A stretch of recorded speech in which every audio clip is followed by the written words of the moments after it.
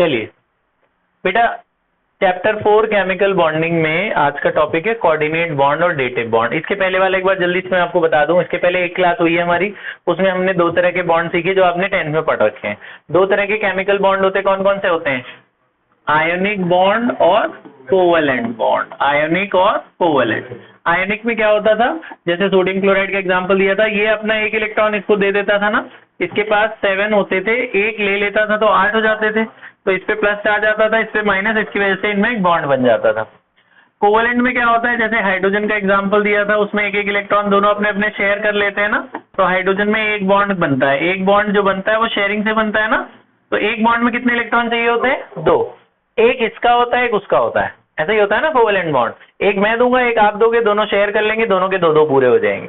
अब इसी से निकला एक नया टाइप, ये आपने नहीं पढ़ा, यहाँ से 11th आज से शुरू होती है। अभी तक कल वाला तुमने 10th ही पढ़ा था, आज से 11th स्टार्ट करते हैं। कोऑर्डिनेट बॉन्ड और डेटिव बॉन्ड, ये क्या है? एग्जाम्पल देखो आप, उससे समझ में आएगा। मान लो मेरे पास एक एग्जाम्पल है कार्बन मोनोऑक्साइड। कार्बन मोनोऑक्साइड आप सबको पता है, is a gas. Carbon monoxide is a poisonous gas. Carbon monoxide में ऐसा होता है भाई, कार्बन के पास कितने इलेक्ट्रॉन होते हैं बाहर? 4।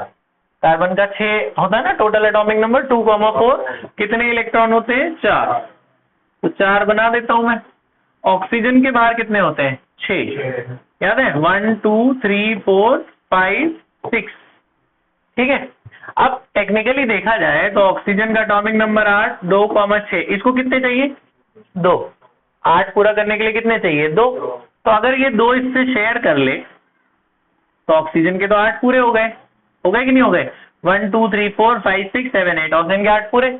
लेकिन कार्बन के नहीं हुए। कार्बन के गिनो जरा।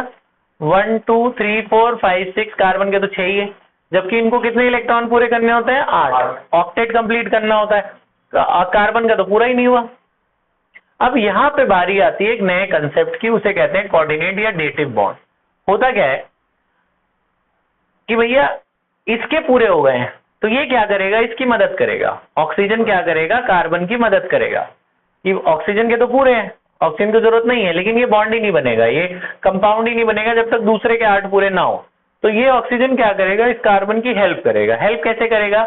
ये क्या करेगा, अपने 2 इलेक्ट्रॉन जो फ्री है, वैसे तो उसके पास 4 इलेक्ट्रॉन फ्री है, लेकिन कोई 2 ले लेगा, जैसे ये वाले 2 ले लिए, और अपने दोनों इलेक्ट्रॉन इसने यूज करा दिए एक बॉन्ड बनाने में। एक बॉन्ड बनने के लिए कितने इलेक्ट्रॉन चाहिए होते हैं? 2। तो इसके पास जो 2 इलेक्ट्रॉन बचे थे, उसने बोला जी आपके साथ में मैं अपने ही दोनों इलेक्ट्रॉन दे देता हूं और एक बॉन्ड बना देता हूं। अब इससे फायदा क्या हुआ? आप देखो दोनों के 8 8 पूरे हो गए। गिनो ऑक्सीजन के गिनो 1 2 3 4 5 6 7 8 ऑक्सीजन के पूरे। कार्बन के गिनो 1 2 3 4 5 6 7 8 कार्बन के भी पूरे। तो जनरली कोवैलेंट बॉन्ड में क्या होता है, एक इलेक्ट्रॉन मेरा और एक इलेक्ट्रॉन तुम्हारा, तब हम शेयर करते हैं, कोवैलेंट बॉन्ड बनाते हैं। डेटिव बॉन्ड में क्या होता है, दोनों मेरे, मैं आपकी मदद कर रहा हूं, दोनों मेरे ही थे और मैं आपकी मदद कर रहा हूं कि दोनों इलेक्ट्रॉन मैंने आपको दे दिए और एक बॉन्ड बना दिया। इसलिए मैंने ऐसे एरो दिखाया है कि इसी ने अपने दोनों इलेक्ट्रॉन इसको दिए, एक खुद के पास रखा, एक उसको दे दिया कि उसकी हेल्प हो जाए, उसके भी 8 पूरे हो जाए और मेरे तो 8 पूरे थे ही, तो मेरा नुकसान भी नहीं हुआ और उसका फायदा हो गया, तो दोनों के 8 8 पूरे हो गए। तो ये जो एक बॉन्ड है इसे कोऑर्डिनेट बॉन्ड कहते हैं। तो इसमें कितने कोवैलेंट बॉन्ड है? 2 कोवैलेंट बॉन्ड और एक कोऑर्डिनेट बॉन्ड। तो कार्बन मोनोऑक्साइड आपको बनाने को आए तो उसमें ट्रिपल बॉन्ड बनाना है। कार्बन मोनोऑक्साइड का जो बॉन्ड बनता है वो कितने बॉन्ड बनेंगे? ट्रिपल बॉन्ड बनेगा। एक लोन पेयर इस पे रहता है और एक लोन पेयर दूसरे वाले पे रहता है। ये बात समझ में आई कोऑर्डिनेट बॉन्ड? अच्छा, अब एक और एग्जांपल देखो कोऑर्डिनेट बॉन्ड का। कोऑर्डिनेट बॉन्ड के 2-3 एग्जांपल बता के फिर आपको कुछ इंपॉर्टेंट वाले स्ट्रक्चर बताता हूं मैं। एक और एग्जांपल, एक कंपाउंड होता है उसे कहते हैं ओजोन। आप सबको पता है ओजोन क्या होता है? O3। O3 में भी कोऑर्डिनेट बॉन्ड बनता है। कैसे? O3 में कितने ऑक्सीजन है? 3 है ना। ऑक्सीजन के बाद कितने इलेक्ट्रॉन? 6। तो 1 2, ध्यान से देखना, 1 2 3 4 5 6, 1 2 3 4 5 6, 1 2 3 4 5 6। अगर मैं बोलूं कि भैया ऑक्सीजन को 2 चाहिए, अगर वो यहां से 2 बना ले, इसके भी 8 पूरे हो गए, इसके भी 8 पूरे हो गए, तो खत्म ही हो गया फिर तो।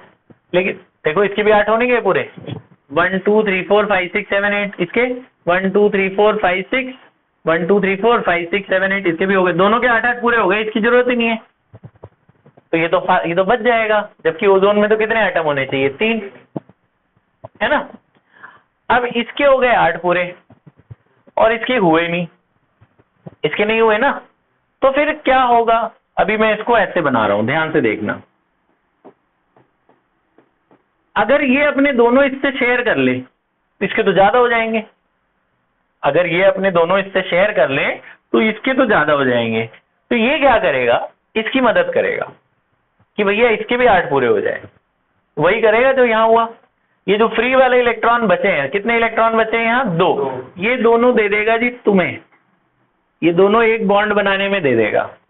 इससे क्या हुआ, इसके भी 8 हो गए, देखो आप गिनो, 1 2 3 4 5 6 7 8, 8 हो गए इसके, और इन सब के 8 8 हो गए। आप देखो 1 2 3 4 5 6 7 8, इसके भी 8, इसके भी 1 2 3 4 5 6 7 8, इसके तीनों के 8 8 पूरे हो गए।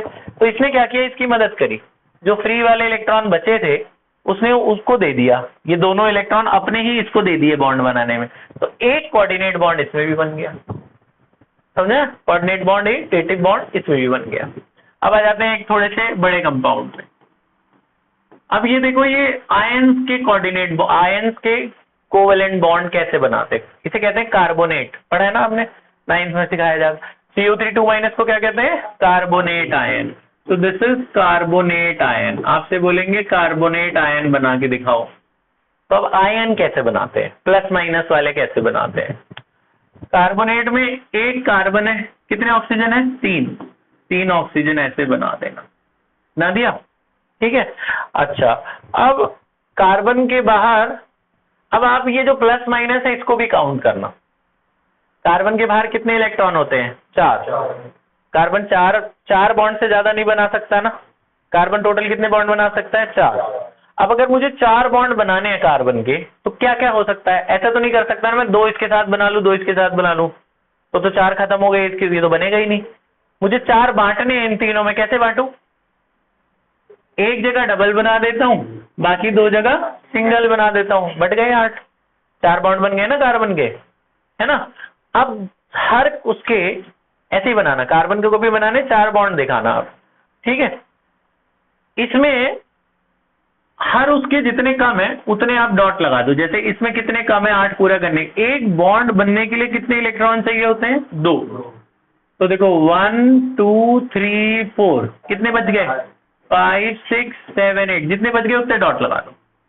इसके तो 8 पूरे ही हैं, बीच वाले की जरूरत नहीं है। देखो 1 2 3 4 5 6 7 8, कार्बन में कुछ डॉट नहीं लगाना, लोन पे नहीं लगाना। इसमें 1 2 3 4 5 6 7 8, जहां पे ऑक्सीजन के 6 के 6 बचे हुए हैं, इसका मतलब है एक उसने उससे उधार लिया है।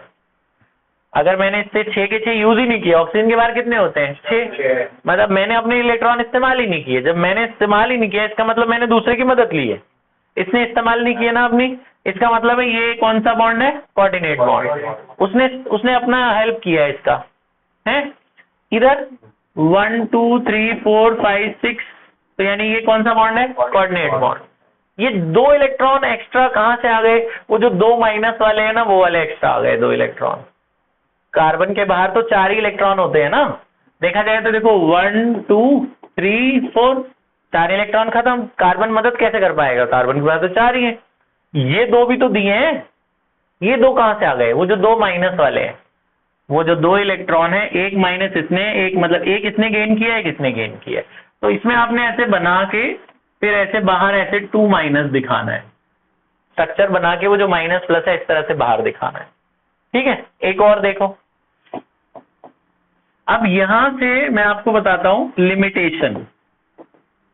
Limitation of octet rule. Limitation of octet rule, limitation से पहले एक स्ट्रक्चर और, ये NO2 nitrogen dioxide, NO2 NO3 SO2 आज बहुत सारे जितने करेंगे ये सब इंपॉर्टेंट वाले हैं पेपर में, ठीक है, ध्यान से सुनना। ये भी वैसे लिमिटेशन के अंदर ही आता है। तो लिमिटेशन में नाइट्रोजन बनाएंगे और कितने ऑक्सीजन है, 2। नाइट्रोजन का एटॉमिक नंबर क्या होता है, 7। कॉन्फ़िगरेशन क्या हुई, 2, 5। नाइट्रोजन को कितने चाहिए, 8 पूरा करने के लिए कितने चाहिए? 3। नाइट्रोजन कितने बॉन्ड बना सकता है? 3। कार्बन कितने बॉन्ड बना सकता था? 4। अब मुझे नाइट्रोजन के 3 बॉन्ड बनाने, कैसे बनाऊं? एक के साथ डबल बनाना पड़ेगा, एक के साथ सिंगल बनाना पड़ेगा, 3 बन गए। नाइट्रोजन के 8 पूरे करने हैं, लोन वो दिखाओ नाइट्रोजन के 1 2 3 4 5 6 7 8। इधर 1 2 3 4 5 6 7 8 1 2 3 4 5 6 7 8 है ना। जो NO2 होता है बेसिकली, NO2 क्या करता है? नाइट्रोजन टोटल कितने बॉन्ड बना सकता है? नाइट्रोजन टोटल बॉन्ड बना सकता है 3। ठीक है, तो नाइट्रोजन में ऐसा होता है बेटा कि अपना एक इलेक्ट्रॉन इसको दे देता है। अब नाइट्रोजन अपना एक इलेक्ट्रॉन कैसे देगा? देख रहे हो नाइट्रोजन के, इसमें तो कोई प्लस माइनस भी नहीं है। देखो नाइट्रोजन के बाहर कितने इलेक्ट्रॉन होने चाहिए? 5। तो आप देखो 1 2 3 4 5। इसने एक भी इस्तेमाल नहीं किया ना अपना, इसके तो 6 के 6 बचे हुए। तो ये इलेक्ट्रॉन कहां से आया? नाइट्रोजन के तो 5 यही है, एक इलेक्ट्रॉन और है ना एक्स्ट्रा। तो ये जो इलेक्ट्रॉन है 2, इसमें से एक इलेक्ट्रॉन नाइट्रोजन क्या करता है? एक इसको दे देता है, एक तो यहां है ही। अब आप देखो नाइट्रोजन के 5 तो दिख रहे हैं आपको, 1 2 3 4 5। नाइट्रोजन इसमें से एक इलेक्ट्रॉन इधर ले आ देगा, एक यहां था तो एक इसको दे दिया, तो इसको दोनों दे दिया अपने, तो एक बॉन्ड इसका इधर एक्स्ट्रा बन गया। तो ये एक कोऑर्डिनेट बॉन्ड है। अब आप देखो 8 पूरे दिखेंगे आपको सबके, गिनो 1 2 3 4 5 6। एक इसमें यहीं पे लिमिटेशन आती है, यहां लिख देता हूं मैं, this is called limitation of octet rule.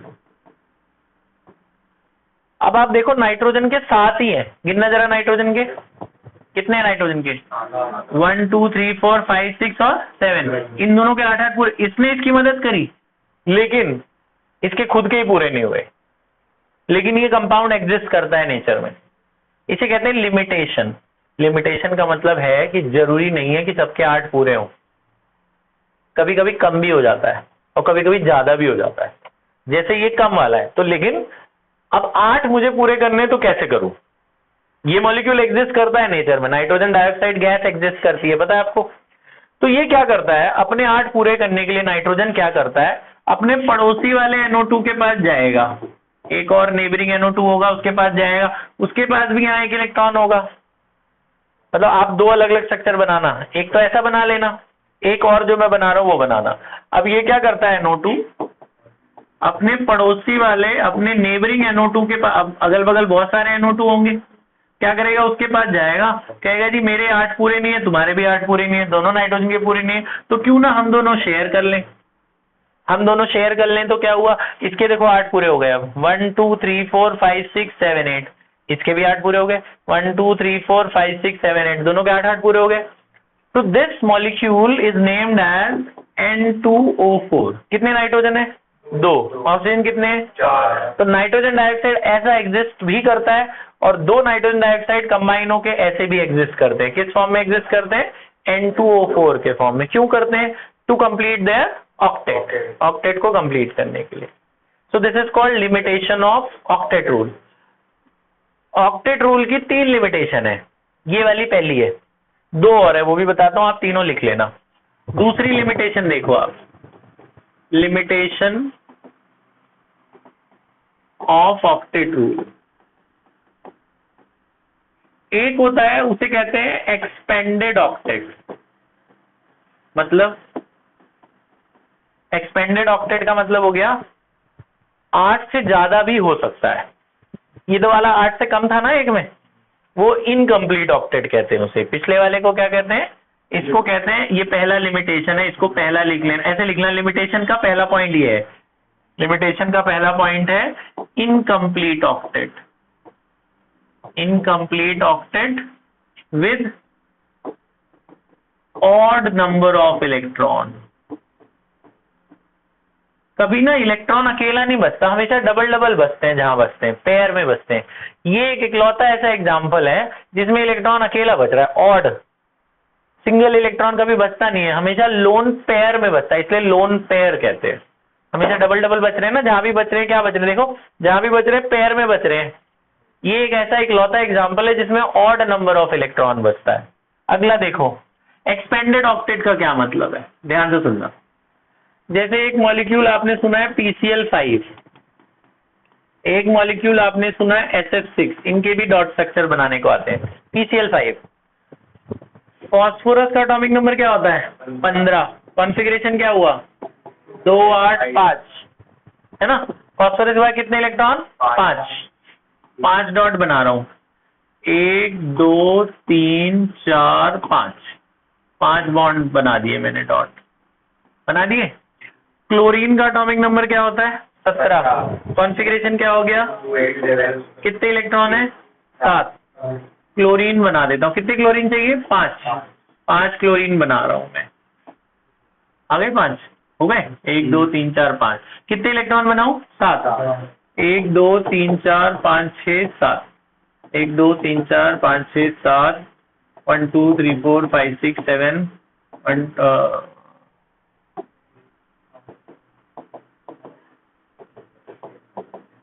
ठीक है। अब इसको क्लोरीन को एक ही चाहिए ना, एक बॉन्ड बनाएगा बस क्लोरीन, एक इलेक्ट्रॉन शेयर करेगा ना क्लोरीन, एक ही तो चाहिए, एक शेयर कर लेगा। क्लोरीन के देखो सबके 8 पूरे हो गए, क्लोरीन के देख लो 1 2 3 4 5 6 7 8, क्लोरीन के 8 पूरे हो गए, सारे क्लोरीन के 8 पूरे हो गए। लेकिन फास्फोरस के कितना 10 हो गए, 5 बॉन्ड नहीं बनाया, एक बॉन्ड में कितने इलेक्ट्रॉन 2, तो फास्फोरस के कितने हो गए 1 2 3 4 5 6 7 8 9 10, 10 हो गए।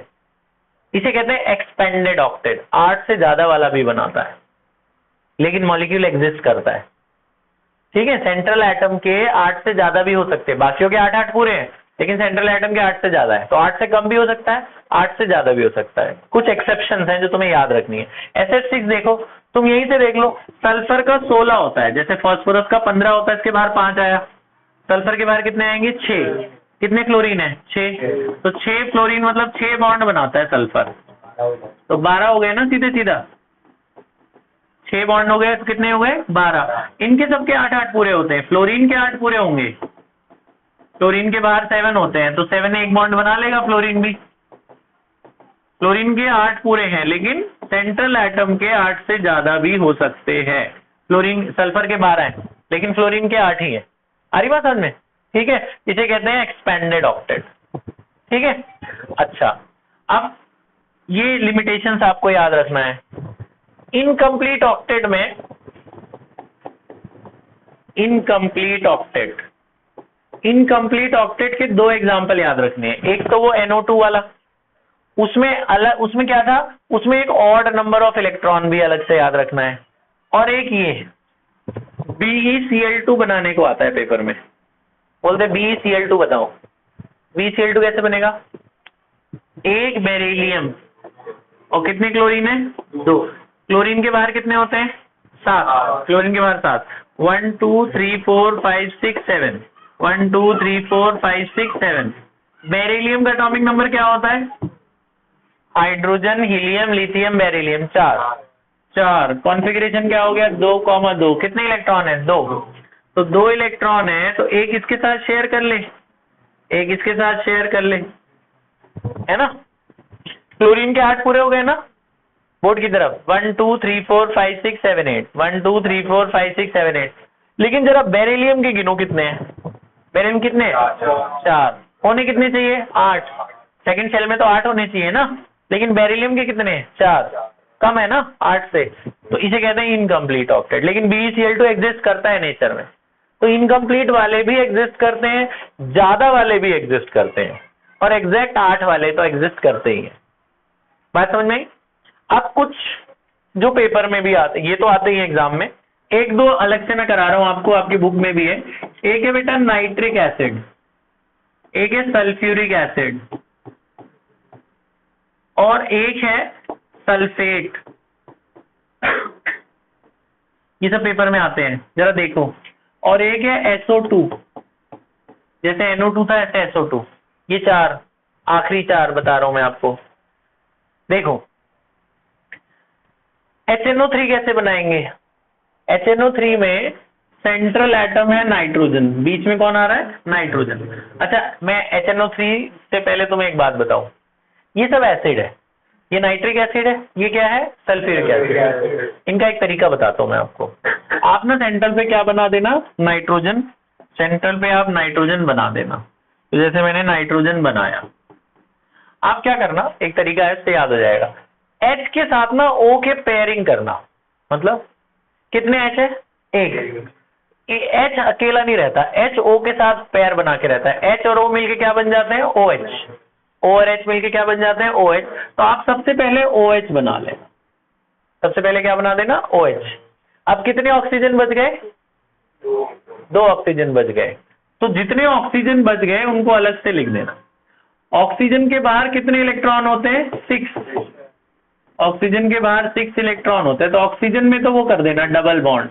ऑक्सीजन कितने बॉन्ड बनाएगा? 2, क्योंकि तभी 8 पूरे होंगे। सेंट्रल एटम के ज्यादा हो सकते हैं, लेकिन बाकियों के किनारों वालों के पूरे होने चाहिए। इधर ऑक्सीजन, इसमें भी 2 बॉन्ड बनाना चाहिए ना। ऑक्सीजन 2 बने हैं, कैसे?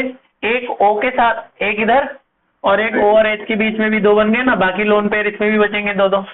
ऑक्सीजन ने यहाँ भी डबल बॉन्ड बनाया, एक इधर एक इधर, 2-2 बचे हैं दोनों में, है ना। तो ये HNO3 का स्ट्रक्चर होता है। एक हमेशा OH बना देना और एक बाकी अलग। इस पे, इसके बीच वाले के ज्यादा है, ये भी लिमिटेशन के अंदर है। HNO3 दिख रहा है? नाइट्रोजन के गिनना कितने? 1 2 3 4 5 6 7 8 9 10 है। एक्सपेंडेड ऑक्टेट के अंदर आ गया ना ये, ठीक है। तो इनका तरीका क्या है बनाने का? तुम बस ये याद रख लेना, H के साथ पहले O के पेयर बना देना, OH बना देना। जितने H बने उतने O के साथ ले जाना। बाकी जो ऑक्सीजन बच गए उनके साथ डबल बना देना। अगला बनाओ, ये भी एसिड है। पहले सेंट्रल में क्या रखेंगे? सल्फर। कितने H है? 2। तो 2H 2O के साथ रहेंगे। तो जितने H होंगे ना उतने OH बना देना। जितने H होंगे उतने OH बना दिए। 4 में से 2 ऑक्सीजन चले गए, कितने बचे? 2। जितने ऑक्सीजन बचे उनके साथ डबल बॉन्ड बना देना। जितने ऑक्सीजन बचे उनके साथ क्या बना देना? Double bond. आ रही बात समझ में? ठीक है। तो 2 OH थे तो 2 OH बना के बाकी ऑक्सीजन सिंगल सिंगल दिखा के पेयरिंग कर देना, डबल बॉन्ड। अब सबके 8-8 दिखा दो। ऑक्सीजन पे हमेशा लोन पेयर लगता है, लगाओ 1 2 3 4 5 6 7 8। जितने कम उतने डॉट लगाओ, 1 2 3 4 5 6 7 8। ठीक है। इधर 1 2 है, इसके बीच में भी एक बॉन्ड है, मतलब 2-2 लोन पेयर ऑक्सीजन पे लगा देना। तो सल्फर पे लगाने की जरूरत नहीं, वैसे ही उसके ज्यादा है ना। सल्फर के कितने हैं? 12 है ना। 6 बॉन्ड बना रहा है ना, 2 2 4 2 6, 6 दूनी 12। अब इसी से ये बनेगा सल्फेट। इसमें और इसमें क्या फर्क है? H नहीं है ना यहाँ, तो आप, इसमें H है तो आप क्या करो, यही सेम स्ट्रक्चर बनाओ, बस H हटा दो। यही सेम बनाना है। 2 डबल बने हैं ना, इधर नीचे O बने हैं ना, इनके साथ H हटा दो। तो इन पे एक क्या आ जाएंगे? माइनस, तभी 2 माइनस आए हैं। तो SO4 हो गए। कितने माइनस हुए? 2। ये 2 H जब जाएंगे तो अपने पीछे क्या छोड़ जाएंगे? माइनस। समझा? ठीक है। जितने H कम करने कर दो। इसमें HNO3 से NO3 माइनस बना सकते हो। कैसे बनाएंगे NO3 माइनस? H हटा दो, यहाँ H हटेगा तो इधर क्या लग जाएगा? माइनस। तो NO3 माइनस बन जाएगा। आ रही बात समझ में? ठीक है। सल्फर डाइऑक्साइड आप खुद बनाएंगे। सल्फर डाइऑक्साइड, अभी सल्फर डाइऑक्साइड इसी तरह जैसे मैंने नाइट्रोजन डाइऑक्साइड बनाया था पीछे, उसको देख के सल्फर डाइऑक्साइड बना लो। तो जो एग्जाम में आते हैं बेटा, ये सब आते हैं, PCl5 SF6 BeCl2 HNO3 H2SO4 sulphate, carbonate, carbon monoxide, ये जितने बताए आज ये सारे इंपॉर्टेंट वाले एग्जाम में आते हैं। आप ये कर लो, फिर एक नया टॉपिक बताता हूँ आज का। पॉज कर दे बेटा।